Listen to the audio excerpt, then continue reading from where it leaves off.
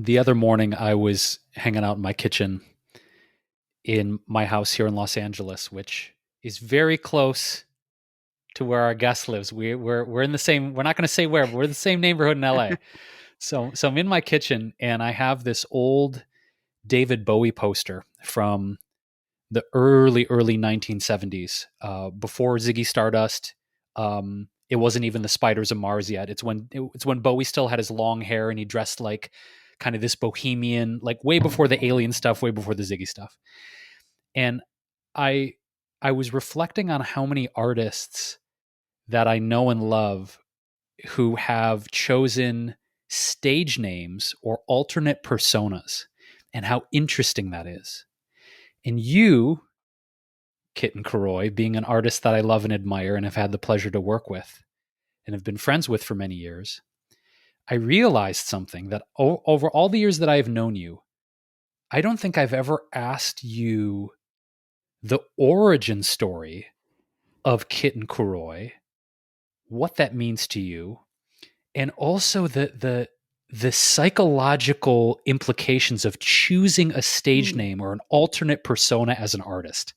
So I want to kick that off because I find it so fascinating. I was reflecting on, Tina Turner, that amazing HBO Max documentary that came out recently. And, Tina Turner's real name is Anna Mae Bullock. And David Bowie was actually David Jones. And he chose David Bowie because Davy Jones was in the Monkees at the time. And he didn't want to get himself confused with Davy Jones and the Monkees. So we know a lot of amazing artists who have chosen this path in their artistic career, yourself included. So Kitten Kuroi, tell me, what does it mean? Why did you choose it? And what does that mean in terms of embodiment for you? When you're singing, when you're doing your thing as Kitten Kuroi, what is it all about? That's a great question. It's a great question. I think that the evolution of that name has slightly changed throughout the years, honestly. Um, but so it started out firstly on a real basic level. Ever since I was a child, I've loved black cats. My mom used to dress me up for every Halloween as some sort of black cat by my choice. So it was kind of getting out of control. Like I was like a cute little black cat. Then another year I was a cuter one. And then I was like, I want to be Cleopatra cat. I want to be a grown baby cat. I want like it just got stupid. It got real dumb. But that black cat stuff like that, that's always been a part of me, I guess, instinctively. And what is interesting, I feel like as I've gotten older, so let's see. I came up with the moniker. So I went to school, I went to Cal State Fullerton, and my minor, no, my major, no, my minor, let's get it together. My minor was Japanese language culture studies. And I learned that kuroi or kuro is the color black. And I was like, yo, that's hot, right? And so anyway, I kind of played around with the name, but didn't do anything with it. And then uh, to kind of take a kind of sad but empowering turn, I had this ex boyfriend who was super abusive. And I was like, I want to disappear. Like, I want me, by my government name to disappear so that he can't find me.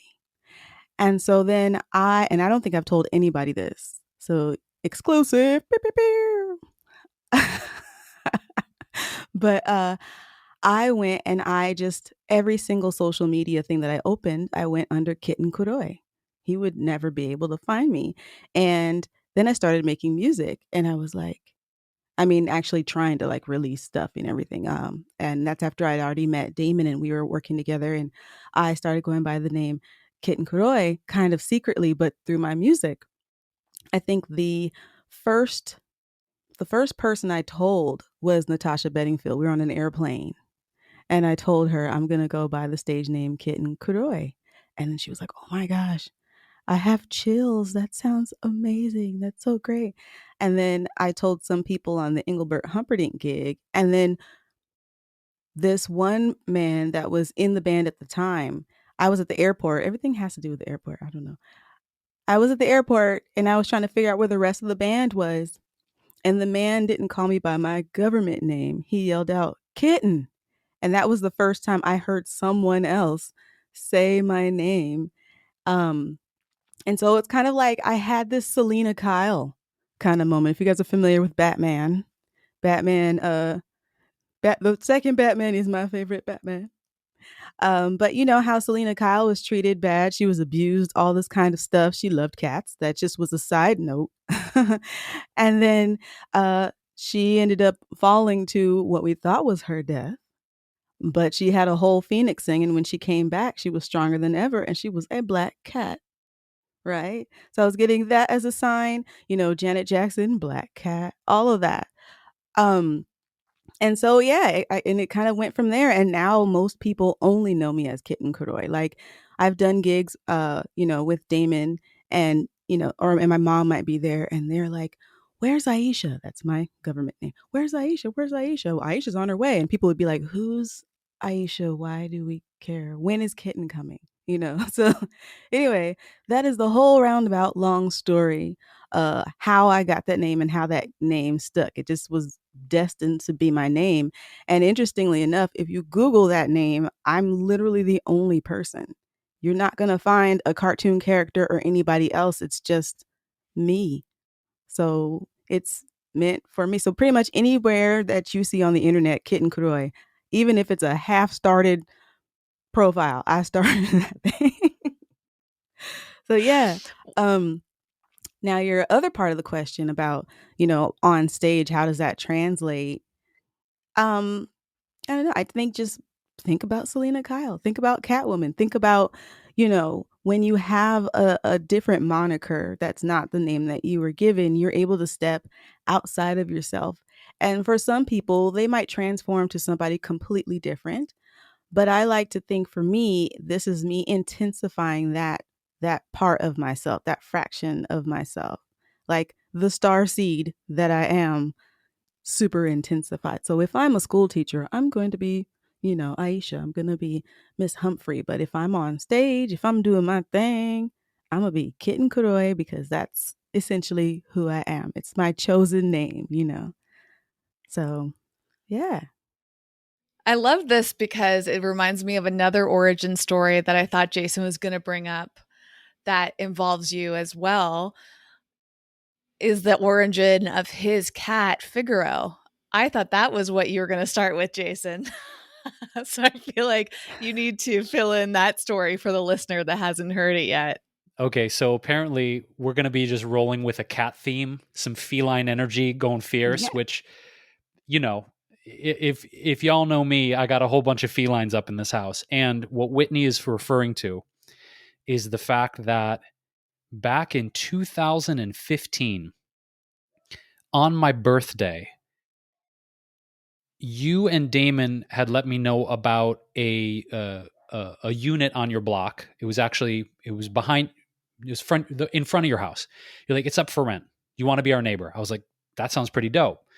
So Whitney and I drove over on my birthday from dinner, and we checked out this house near you. Didn't end up taking the house. However, there was this really sweet little panda tuxedo cat hanging around your property. And I remember being like, what's up with this cat? And your landlord was like, oh, you know, the people that moved out, they just literally just left the cat. And my heart was so broken because I have abandonment issues from my father. So anytime I see another being who's been abandoned, I go automatically into like daddy mode. I'm just like, I got to take care of you. So long story short, I'm like, what's going to happen to the cat? And he's like, I'm probably just going to call like animal control. I'm like, yo, if you call animal control, this cat's probably going to die. It's going to go to a high kill shelter. So I literally look at Whitney and I'm like, we're taking the cat. And I remember Whitney looking back at me like, we're taking the cat? I was like, yeah, we're taking the cat. Scoop up this cat. Here we are 6 years later. Figaro Hidalgo Robel, Yes. this beautiful, beautiful panda that was a gift because you guys invited me over to take a look at possibly being one of your neighbors. I mean, it's just this beautiful story, and he's this sweet, sweet boy, and he's my son now, and so that's just one of the many gifts from the years in the relationship that I've known you, Kitten. So thanks for bringing Oh. that up, Whitney. And he too, his part of his origin story is coming out of what we believe to be some sort of abuse, because you had told us some stories based on what you witnessed with your neighbors of how they were treating him, but also it's technically abuse to just leave your animal behind and move out and leave him to fend for himself in some neighborhood, and Jason, had to take him to the vet because he was covered in fleas and he had digestive issues, and he just went through this whole transformation. Plus, we don't know what his name was before Jason found him, which I wish I could find out somehow. I've like made jokes about like, what could his name be? Like could be like some really basic name like Bob or Frank or like whatever, And I wish that I was hoping that you would know, you or Damon would know what his name was somehow. No, we can make up one though. He asks about you guys sometimes. Figure will be like, what's Kitten and Damon up to? How they been? They good? They good? I'm like, yeah, they're good. They're good, man. They're good. I think this conversation about cats is interesting because you having this connection to embodying cat energy. You talked about having these costumes as a child that your mom would make you and always wanting to be a cat. And it's interesting because when I talk to people about their companion animals, and this is going to lead into a deeper conversation about binary thinking. And I think the danger of binary thinking is like, you're either a cat person or a dog person. It's like, I don't want to choose a team. I'm yes, I'm both. But some people are very adamant about I'm this or I'm that, right? This is a very dominant kind of model of thinking with humanity right now. But cats have a very specific energy. I mean, we can agree that, the embodiment of feline energy is very different than dog. And a lot of other animals. I mean, feline energy in general, whether you got a big cat out in the wild or you got a house cat, it's very, very particular kind of energy that vibes with some people and doesn't vibe with others. So I'm curious, Kitten, like, what do you think as a young girl? Why did that energy and to this day, being Kitten Kuroi, what is it about that vibe that resonated with you? What do you think drew you to that, or why did you think you embodied that and wanted to be a cat? I think I never thought about that, honestly. I just kind of felt it. Whatever was channeled to me, it was like cats, yeah. I thinking about it now, I think it's the independence of them. They're very independent. Like you can just be like, here is your food. I'm going to carry on with my life. And they're just like, I know where the food is. Don't tell me what to do, kind of thing, the sassiness of the cat. But at the same time, they can be so very cuddly. And I'm like that too, but I'm very much like a cat. I'm very much like, hold me, stop it right now. Don't you touch me no more. So, I mean, I just think the free spiritness, and then just the way that they command attention, just walking in the room. Like when a puppy comes in, you're like, oh, puppy. When the cat comes in, you're like, it's cute. Is it okay if I touch you? Okay. It's like everyone kind of, there's this part where people are like, this is cute, but I have to like assess the thing because she is the dominant, or they are the dominant energy in that room. And I don't think that was a conscious choice, but I think that there is something about me that I've been told that I'm like, where, I can come into a room and people notice that I'm there. And I'm not necessarily coming in like, I mean, sometimes I'm flamboyant, but I'm not coming in like, look at me, everyone, I have arrived. Here I am. Talk to me. Tell me things, just the energy that I have been told that I exude. But I honestly, like, I don't think I really thought about it that deeply. It doesn't mean that it wasn't important to me. I just think you are what you are by nature. Things come to you and you're just like, yeah, that is me. That makes sense. I can't think of any other way to be. This is how I've always been. It's so interesting you contextualize it like that, because what flashed on me was years and years ago, a friend of mine, we were talking about veganism, and this was this was one of those conversations when you're like, oh, this person's really high and they're about to ask a question that only comes out when you're super high. He's super high. He looks at me. He says, he's like, J-Ro, do you ever think about the fact that like maybe we're vegan because in our previous lifetimes we were animals that were abused and we remember it. And so now we're humans, and so we're dedicated to fighting for righteousness, for animal rights, for civil rights, for justice, for equality, because we know in maybe a previous incarnation what that was like. And I found like, and it's funny I say he was high, but that's always stuck with me of like, when you talk about, be what you are, it really is interesting how as human beings, we kind of gravitate toward things and we Yes. don't know why.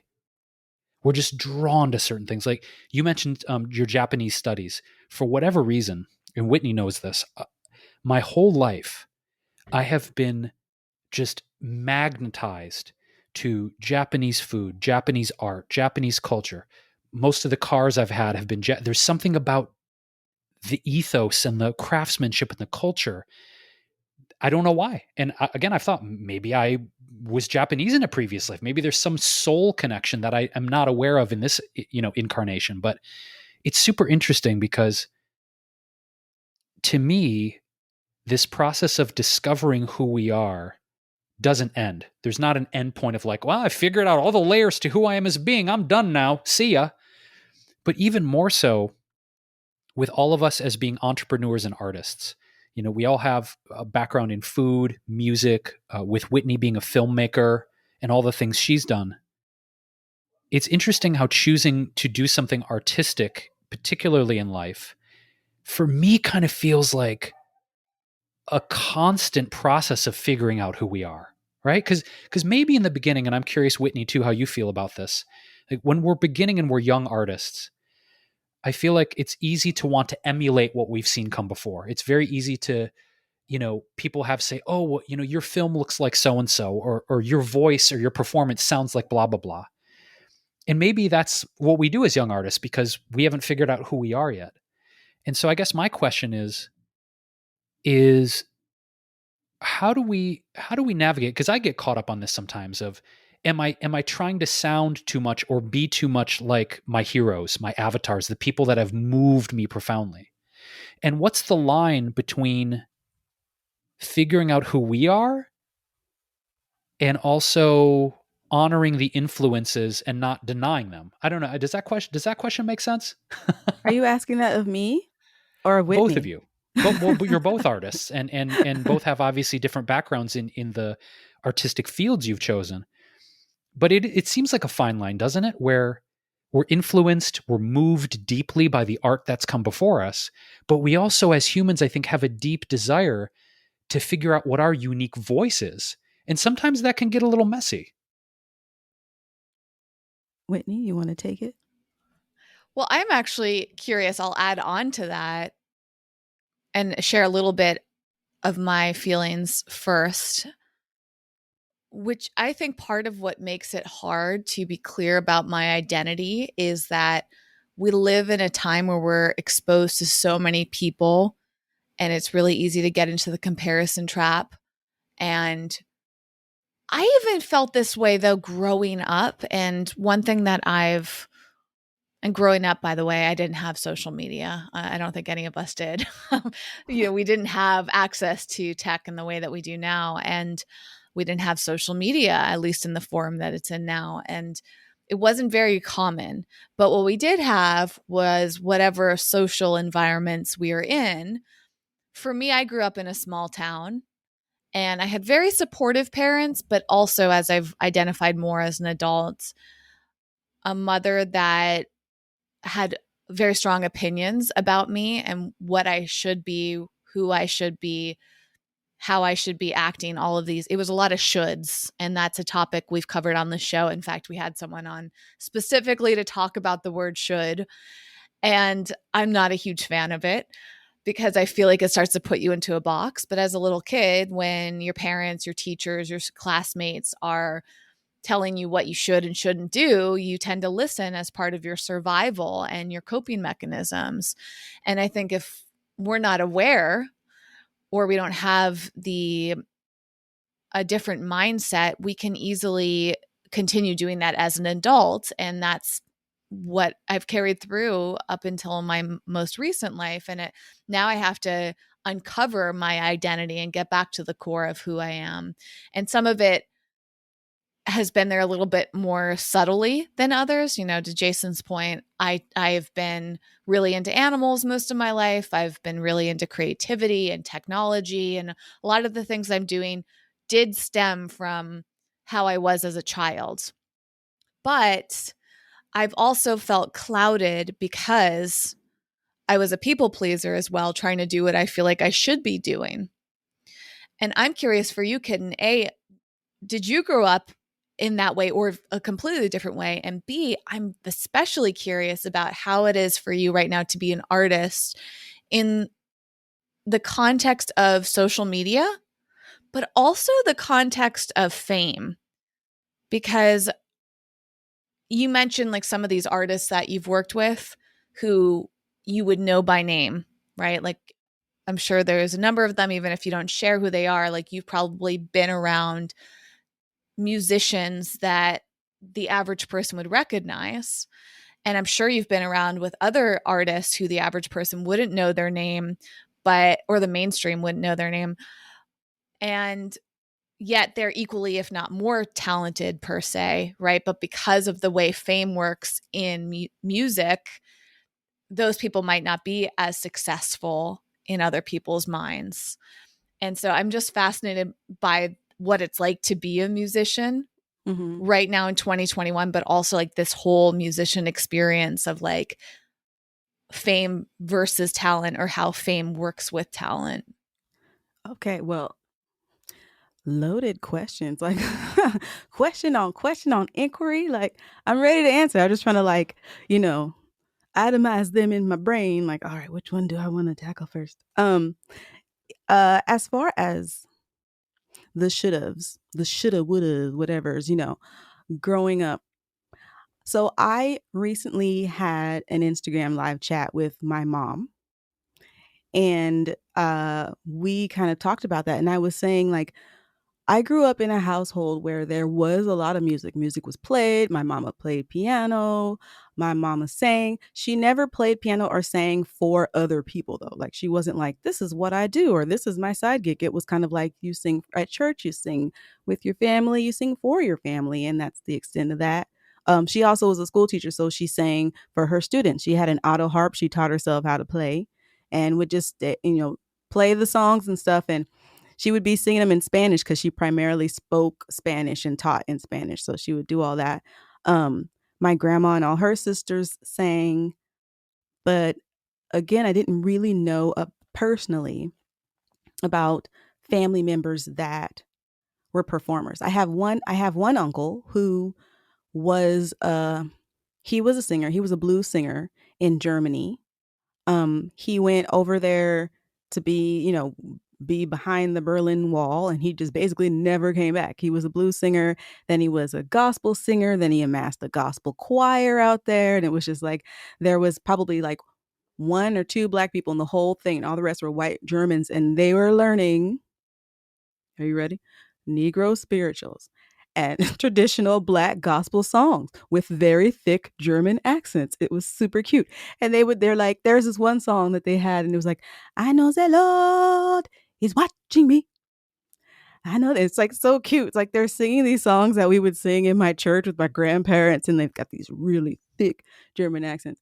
But anyway, I didn't really meet him until I probably got into college. So I knew he existed, but he existed in theory. He would mail us gifts and stuff, but I never met him. I never saw it in action.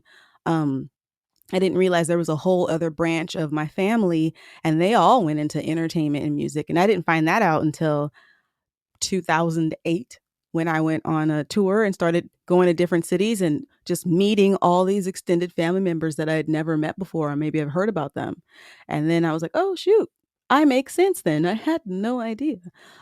But I say all that to say, in my immediate household and then in the household with my grandma and stuff like that, music was your special gift to share with family, with church. Other than that, it was kind of like, do something traditional, a teacher. There's lots of teachers, lots of nurses, some accountants, some lawyers, but, do more traditional things. And it wasn't even so much that people were telling me don't sing, don't do whatever. It's just what I saw. It's like I knew people that had these talents, but they didn't do anything professional with it. So it was kind of like, you should do this. So I didn't even know there was music schools.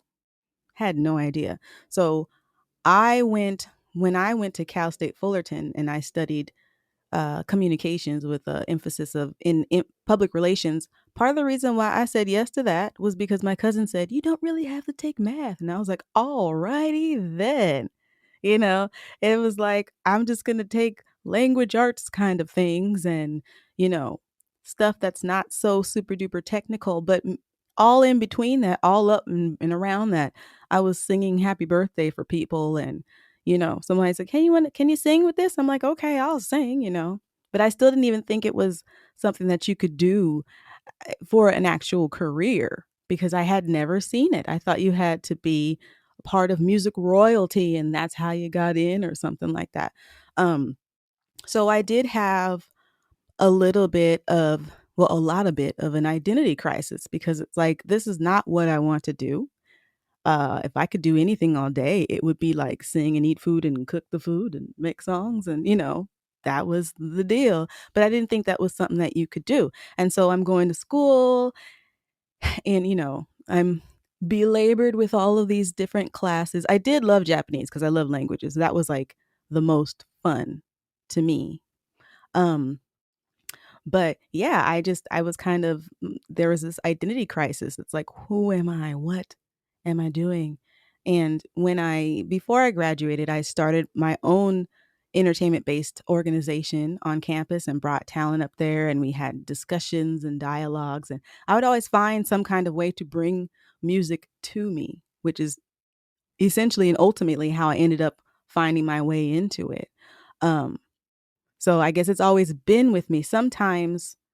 I think sometimes you just kind of have to flow with what you're naturally going to do. So like if you want to be a singer but you're washing the dishes in the kitchen, then keep singing really loud while you're washing the dishes in the kitchen. You never know who's hearing you or you never know what that practice can bring to you and then somehow somebody hears you or there's some kind of opportunity and you're already in that space to sing and the universe is going to kind of guide you you know, in that direction, I think, as long as you don't shut the door to it.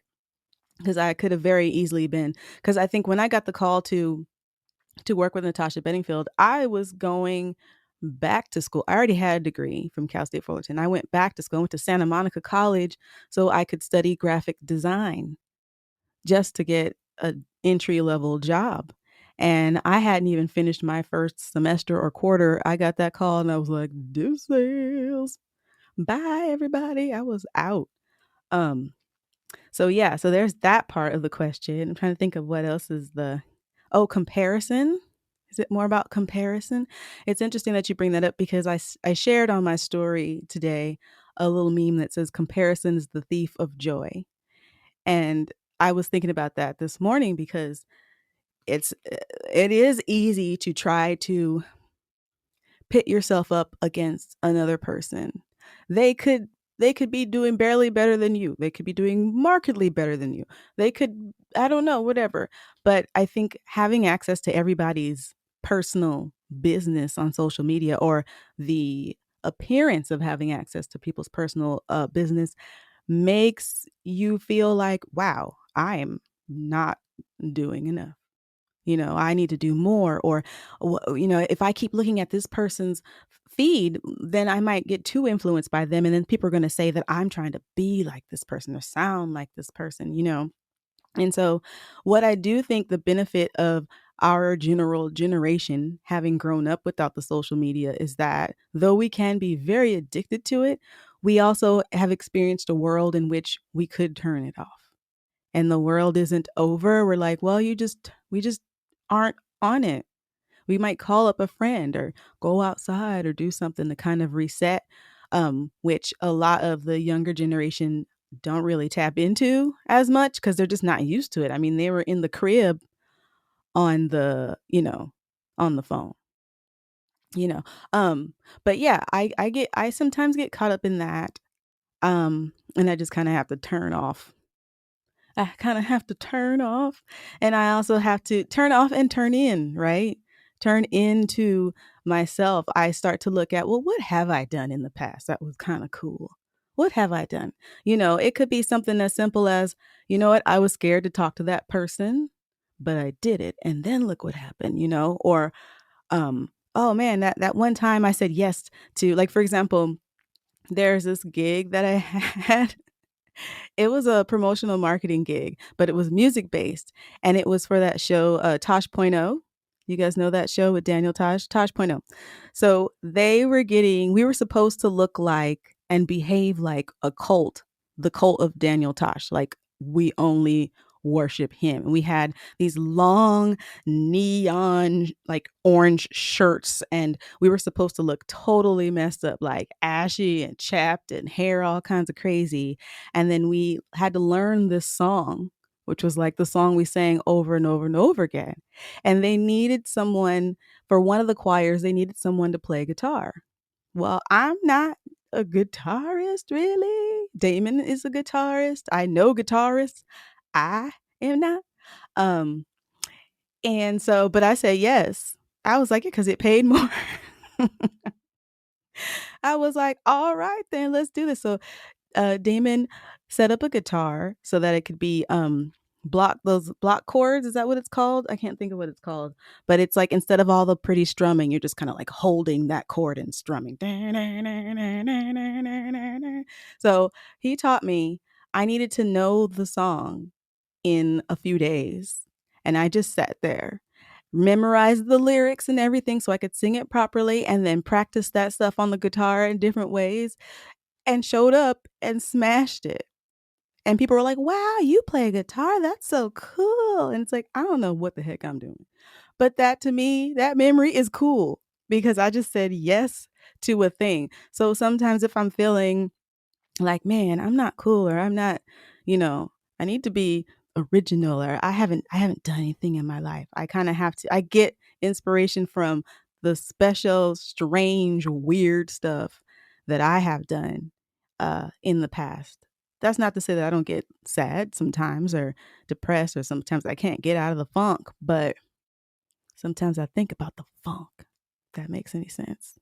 The funk in my life, the good stuff, the good funky funk. And it helps. But yeah, I've been and I have, and I'm sure I will again be plagued with that. I don't know if that answered any of your questions. Yeah. It was such a real response, and I think the mental health side of choosing an artistic career it's no joke, because I think it's interesting because on the flip side of this, if we look about how we all grew up, right? If someone like got a record deal, to your point, Kitten, it seemed like this mythological thing. I remember growing up in Detroit and putting on my mom's, Marvin Gaye records, all the Motown stuff, Stevie, Martha and the Vandellas, the Supremes, and even like the classic rock stuff. It was pretty much like my household was pretty much Motown, soul, and classic rock. And listening to those vinyl records, you talk about our origins of our musical love, and just the diversity of the music I was exposed to. It just seemed like this. My God, I don't know. Just at that level, it seemed like something Herculean, something that, to your point, only a select few people could achieve. Now, with digital technology, anybody can put out a record. Anybody. People recording at their house, the beautiful studio you have set up. We have access and technology that sort of has demystified this deification of people. Like, oh, I can cut a record too in my house, and it's going to sound amazing. But the flip side, though, is now anybody can do it. So what you have is the playing field having been opened now to a way that it has never been done for musicians with the access we have. However, it's a deluge of people doing it. So it's almost in some ways like finding, how do I even say this? Like finding quality, like high level musicianship that like really moves you. I find in some ways, and I might sound like a Luddite or like an old ass dude right now, like back in my day, everything was amazing. Every damn record you put on. And now it's like, if I find an artist that blows me away, it's a little bit more rare. And I wonder if that's just because there's so much to sift through now. Whereas back in the day, if you put out a record, you were damn good. With a few exceptions, you were damn good. Now it's like, oh, we're okay, good effort. Yep, sounds okay. Oh, all right. So I think it's a weird push pull of we can do all the things now, but it feels like, I don't know, to make something amazing feels more challenging because to break through the noise is tough. It's tough. I have a couple thoughts about that. I agree with you. Number one. So there's that. I think that there's the pros and there's the cons of it. So the pros are, yeah, you have that access. You know, everybody has that access, whether you know how to do anything or not. You have that access. And then there's so many more apps that allow you to play instruments that you couldn't play before, or they have like loops and all this kind of stuff. And then there's an over proliferation of even platforms to find music too, which makes it hard to like sift through and find anything. Back in the day, back in my day, back in the day, I feel like more people were connected to um the creation, the love, the instrumentality, I'm making up a word, of things. You know, more people played instruments, or more people were they were in band or something, or they were, you know, it didn't even have to be marching band, maybe like little kid band where you had to play a recorder or something like that. You know, it's like people were more connected to music as a living, breathing organism back then. And that's right now, a lot of people, this is my quick way for people to know I exist. This is my quick way to do something, to just release something real fast. It's not so much that they're connected to music as its own entity. It's about, look at me, I did a thing. And I think also there's this push for everyone to sound the same. Like a few years ago, it was kind of cool because you're like, oh my goodness, there's like country and hip hop, you know, coming together, and, you know, all these genres. And it was like they were doing it in unique and interesting and surprising ways. But now every genre is starting to sound the same kind of vocal processing, same kind of instruments. You might not even know a country song is country anymore. You might not know an R&B song is R&B anymore. You might not know anything because everything is starting to merge into one ball of, let's just hurry up and get this hit single out. You know, like if you look at, and I don't want to name names of artists, but if you look at some artists that were even popular in the 90s and the early 2000s, and then you compare stuff that they've released now, they're trying to compete with the children. They're changing their voices. They're squashing their vocals down. You know, they've cut ad libs out. Remember that there used to be ad libs in the beginning and ad libs at the back, you know, yeah, all this kind of stuff, you know, yeah, that's what I'm talking about, all this. And it does it. Now it's just whatever beat, do, do, do, do, do, do, do, and then it gets into it, and the music stays the same, and it could be literally anybody singing on that track. Like someone's like, oh, I'm gonna make up a name, oh, that's Shylock Hay. Oh no, that was Tina Fey. I'm just saying Tina Fey, but you know what I mean. Like, the people only know that it's a different artist because they recognize the music being slightly different. It's not that they can pick up on the voice being different. You know what I mean? Like they will make you and Whitney sound exactly the same. And I'm supposed to be like, oh, they have two separate records out, but it sounds the same. You know, there isn't a lot of unique qualities about, I will say, mainstream, although I do not like the term mainstream, but a lot of it sounds the same. And so that kind of also takes you back to the whole comparison thing, because let's say you come out with your music and, well, it doesn't sound like the current sound that everyone has. It's like no one is looking for the unique sound. Like those movies that we used to watch, and this person's like, "Oh my God, they've got this sound." Everyone's all excited because they've got the sound, whatever the sound is. Now it's everybody's trying to jump on the same ship, like people aren't, they just, uh-oh, can you still see me? What's happening? Uh-oh. So, anyways, everyone is trying to sound like each other. And so when people come out with, for me, for example, the music that I am intending to come out with, my project that I've been talking about for 1,000 trillion eons of time, part of the thing that was catching me was, well, I don't sound like the other people. My voice doesn't sound like the other people. The music ideas that I have don't sound like the other people. When I've worked with some other producers, they've tried to make me sound like other people, and I just did not like how my voice sounded. They took all the elements that make my voice sound unique and interesting that I personally like. They want to get rid of all of that because everybody's trying to make everybody sound like everybody else. So it is harder, with all of that, it is harder to even find new, interesting music. And I remember when MySpace was the thing, it was kind of easier in that way too, because you could just cruise through people's pages and you'd hear their music playing. You're like, wow, I just found this hidden gem. And that doesn't exist anymore. We don't have any social media platforms that you can, even if you're not a musician, that you can incorporate music from other artists in it, you know.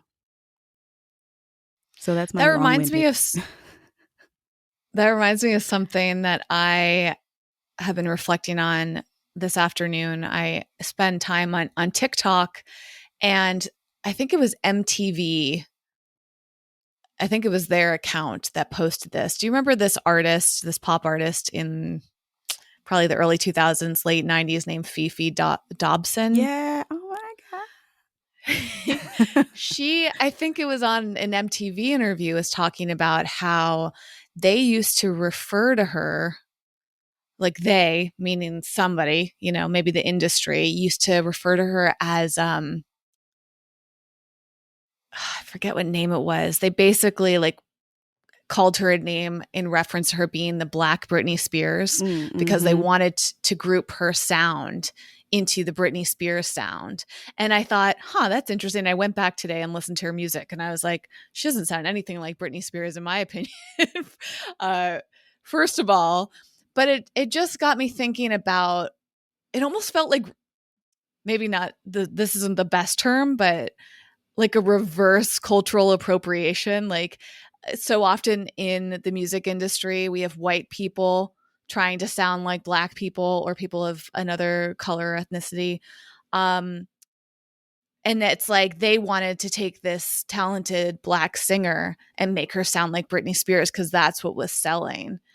And that bothered me. And then it was like, I just thought about how many, especially young artists, get boxed in because people see dollar signs, and how this goes back to the question I was asking you earlier about just being in this industry, especially when you don't fully feel confident and developed, when you're young and impressionable, when you really want something, it's easier for people to take advantage of you. And we hear about this so much in the music industry, all the horrific things that have happened to artists because they wanted to make it. They wanted to be successful. They wanted money. And they felt like they had to shortchange themselves or sign away their rights to things, hide themselves, be something different. And that feels so heartbreaking to me. And I hope that social media is perhaps helping things and making it a little bit better. But I also saw how much cultural appropriation happens in general. And that's also starting to become maybe even a bigger or sustained, just in a different way, as an issue. Earlier today, also on TikTok, there was a Black creator who was talking about how many Black culture like memes or trends were utilized by big white social media stars, and that people don't even know the history. Like one of the big ones is the ice in the veins right now. Like that's a huge trend on social media in general, but especially on TikTok. And he now has an account, and I'll find it and link to it in the show notes, about showing the history. Like, hey, ice in the veins is not something that some 16-year-old white content creator came up with. Here's where it actually came from. And that history is rooted in Black culture. So let's give them credit. And I think that's incredibly important in the creative industry, because it's just so easy for people to capitalize on something that they didn't even come up with in the first place. So I'm curious about your experiences and perspectives on that. Yeah, it's interesting. There's so many things that pop up in my brain as you guys are talking about this. I have actual images in my head, like they just flash. That's I don't know how other people think, but see fully formed images. Um, one thing I want to bring up, which I think is actually cool. So, and a good way to pay homage to uh something that is from a culture that's not yours. So a cool example. So Paul Stanley has a band. It's called Paul Stanley and the Soul Station or something like that. And they do like Motown songs. And it's really awesome. I saw them at the Rose, I think, in Pasadena a few years back. Incredible. And what's cool though, what Paul was doing that I just had so much. I mean, I already had respect for the man. Like his voice is ridiculous already, but I had so much respect because he didn't just, it wasn't like this is Paul Stanley and a whole bunch of Black people singing Motown songs. Good night. Like he went through and explained why he chose these songs, who was the writer of this song, some little background about it, how he was, because he was very, very, very influenced by Motown, which a lot of people don't know. But if you listen to his voice, you hear that soul in his voice. Um, I'm trying to think of the album that I love. I can't think of it right now. But anyway, it has like Who Wants to Be Lonely on it and all this kind of stuff. I can't think of the name of the record. But anyway, super duper soulful voice that I think he does not get enough credit for. But it was cool to watch this man, and he had his singers. He had three singers, I think three or four singers. They were all Black. I think I knew all of them actually. He's got a Brazilian guitarist. I can't remember the drum people. I just pointed out the people that I remember that I personally knew. But he was just big up in everybody and giving so much respect and paying so much homage to this music that helped form him, that he was so very inspired by and he's so very enamored with. And I think that's the right way to do it. The problem is when people take something completely and act like they made it up.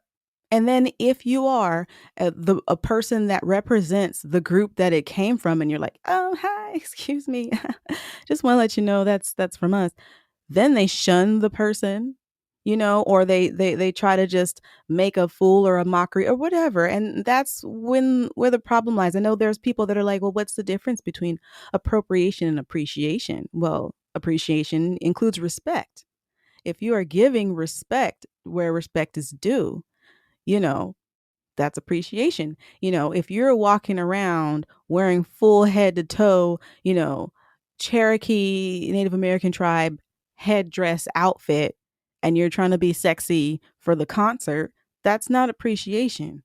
That's appropriation. However, if you are a member of the tribe, or if you have been invited by the tribe to come and be a part of something ceremonial, and they're like, hey, we want you to learn our songs. We want you to learn, to wear the full on outfit, the full on traditional uniform, that's appreciation. That's respect. And you've been invited into that space to be like that. And that's the same thing with music. Now, music is interesting because it does evolve, and we are inspired by each other. I just think that now, even more than before, at least in the night. So in the 90s, for example, in the 90s, if Snoop was doing a song that had a sample with George Clinton and Funkadelics, and he would do a performance. He would bring George Clinton and the Funkadelics on stage. He would say, "This is the person that the sample came from."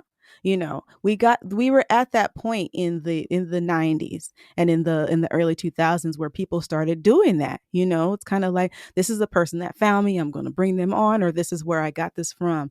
Whereas now, because it's so easy to access stuff at all times, people can easily get away with, well, I didn't know, or you know and that there is, I think, is a big problem, because we aren't getting that connection back to where things came from. I feel like I'm kind of going all over the place, but just kind of speaking to the appropriation appreciation thing, with music. For my personal experience being a Black woman, it's been interesting in this industry because there are times when you aren't singing Black enough. And I have been told, oh, well, you've got to sing Blacker. This is this person's idea, this concept of whatever they think Black sounding singing is. And I am not alone in that. There's a lot of Black women, Black people, but Black women especially, that are told, no, it's gotta be more like this. You gotta, and it's kind of like, these are people, like, I grew up in a Southern Baptist church, like straight up gospel. That's what we did. So for somebody who's like, I am from, I don't know, whatever, Lithuania, and I'm going to tell you how to do the Southern Black singing. It's kind of like, so I've experienced that. And then I've experienced where, it's me and then maybe a non-Black person, and they aren't giving the soul that needs to be given, but because they aren't Black, they get applauded so much more. It's very much like when like there's the whole discussion about women chefs versus male chefs, and how it's like a male chef can be, I made this amazing grilled peanut butter and jelly sandwich, and everyone's like, yes, do it. And then the woman is like, I did too, and I did it first. They're like, well, you're a woman, like, yeah, you do that stuff. So it's kind of, I experienced some things like that as a Black woman in this industry. You know, when I first started coming out doing music under my name, Kitten Kuroi, it was all rock. And I would have to convince people to come and see me because they didn't think it made sense. Why would a Black woman be singing rock? I've heard your voice before. Why could you can't do rock. Black women can't do rock. Um, and it's interesting because a Black woman invented rock as we know it, but it's like, and Tina Turner is not the only Black female rocker that there is, but it's like they only give, for the originators of almost anything, they only give you one space, maybe two, and then you've got to fight for that space. And then everybody else can come on and they can copy it and everything and act like they made it up, and people completely forget about the originators of the thing. And especially when it has to do with some sort of quote unquote minority group. And I say minority because minorities are really the majority, but you know, you know what I'm saying? But yeah, that happens um, a lot. It's not insurmountable. And I think what's interesting, due to everything that happened last year, especially when it comes to civil rights movement, a lot more people are aware of what's going on. And a lot of people are calling out, like they're just calling foul. They're like, that shit is no, mm-mm. Which is cool, which I think is, in the long run and moving forward in the future, is going to open a pathway for more authenticity, I think, because people aren't letting folks just clown around and just, steal things and whatever. I feel like people are going to start wanting to give homage, give more respect, give more appreciation in all facets. That's what I'm hoping. Maybe I'm an optimist, but that is what I'm hoping. You talk about so many realizations last year, and Whitney and I have talked about a lot of these on previous episodes of things that cracked us open and increased our level of awareness of experiences beyond our own, where it's not that I can understand what a direct life experience of being a Black person is, but the understanding and a little more empathy of like, I had no idea this was going on, or to that level. There's been so many of those moments. And a couple of the big ones, when we're talking specifically about cultural appropriation, was reading a story. There's a couple things I want to say to this, because there's so many moments that I look back on of like my mind being opened. Was talking about, this article was talking about the history of white artists basically stealing from people of color, taking their songs, their chord progressions, or their sound and making it their own. And the story was about Eric Clapton visiting Hitsville, going to the Motown studio. Before Motown moved to LA in the early 70s, apparently Eric Clapton visited. And he was either there for a session when it was the Temps or the Four Tops. I can't remember which one, but it was all of this really like cringy, inappropriate stuff of Eric Clapton wanting to like look down the throat of like Lamont Dozier to see what made him sound Black. And it was like, oh God, like beyond cringy, beyond. But when you said that thing, Kitten, about can you sound more Black, it flashed on that Eric Clapton story of like, he's trying to look down Lamont's throat to figure out how he makes that sound so he could emulate it. It's like moments like that are just like, even now, I feel like gross in my body just thinking about this story.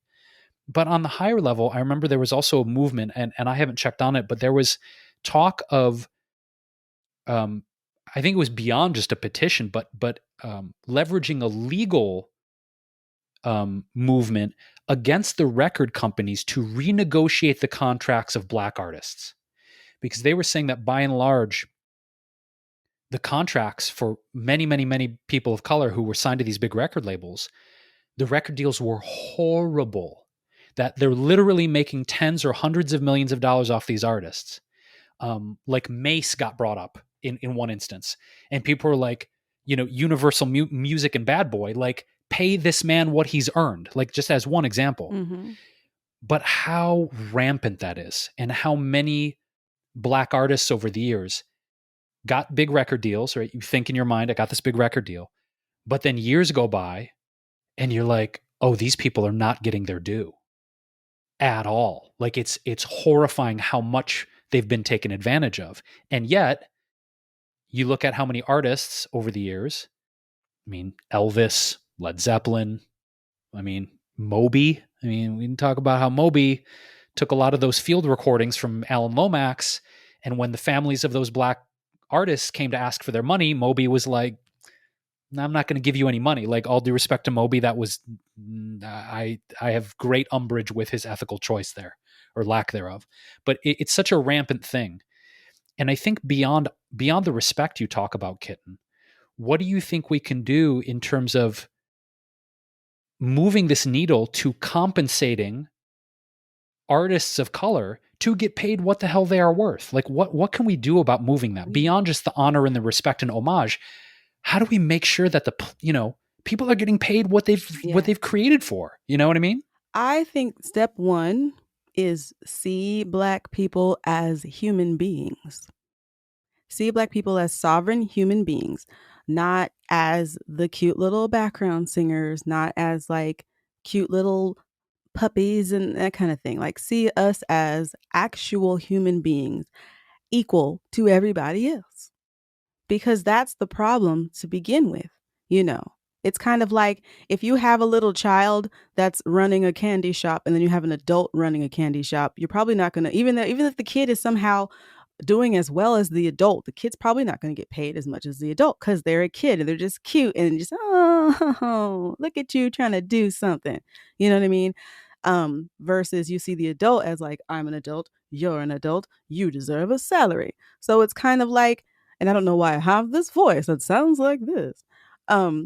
But it's kind of like the same thing. A lot of times people in the industry look at Black people as like pets, as accessories, as clout boosters, like, oh, I'm going to have this big, huge Black choir and it's going to be awesome. And I'm never going to see them again. And I'm going to hardly pay them any money. But everybody's going to applaud me because my heart is so big. Because look at me, I'm surrounded by this Black choir. There was this artist, I don't want to say his name. I didn't work with him. I don't know him personally. I've never worked with him. So anybody that's all, oh, let me guess. I don't know this person personally. I have seen him in real life. I've walked past him at the rehearsal space, but I don't know him. Anyway, he did an award show and he was singing one of his famous songs that's super motivational and inspiring and people love it. And he was flanked by all of these, like this like African boys choir. And it was interesting to me because I'm like, I have never, ever, ever heard about you doing anything with Africans, Black people in general. But now for optics, you have this Black boys choir. So it's like, okay, I don't know what happened after that. Are these children all fine? Are they all good and everything's wonderful? Are you contributing to whatever organization that they came from, whatever choir, whatever group? Like, are they just there so that you can say, and sometimes it's subconscious. I don't think that every single person that does things like this is consciously thinking, oh, today I'm going to make Black people look like my cute pets. Like, I don't think so. But I feel like there's a subconscious thing that's like, Black people are accessories. They're ambiance.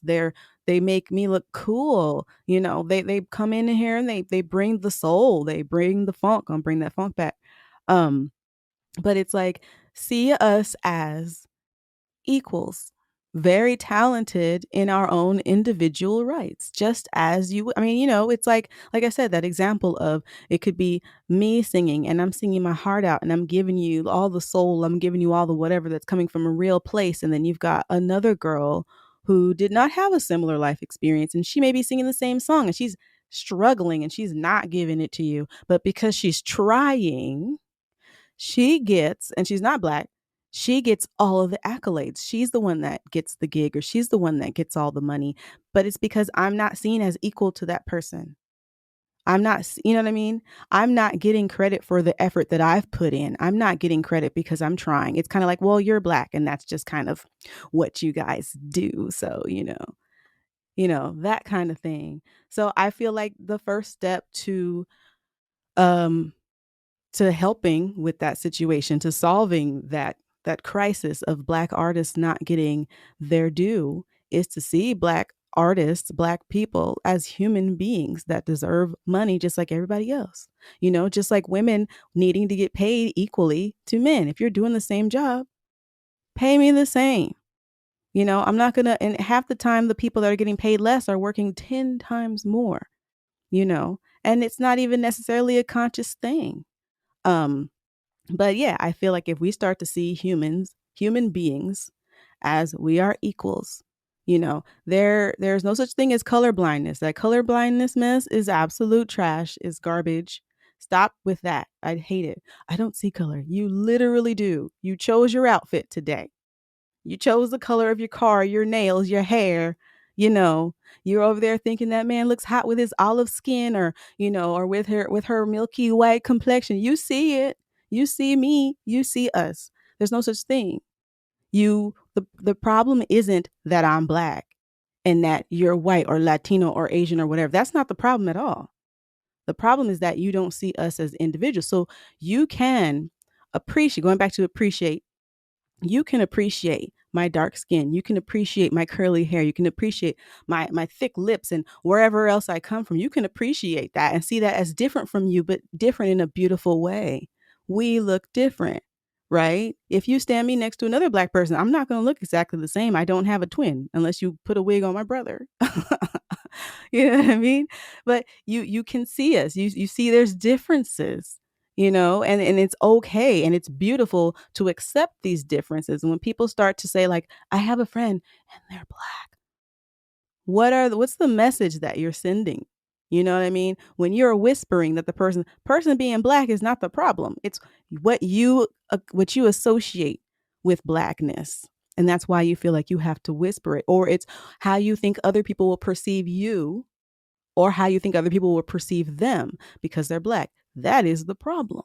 So once we start seeing people as human beings, once we start accepting diversity as a beautiful thing, we can really start moving forward. And then another thing about the whole money thing with Black people and getting what they're due, we just need to stop having greedy people.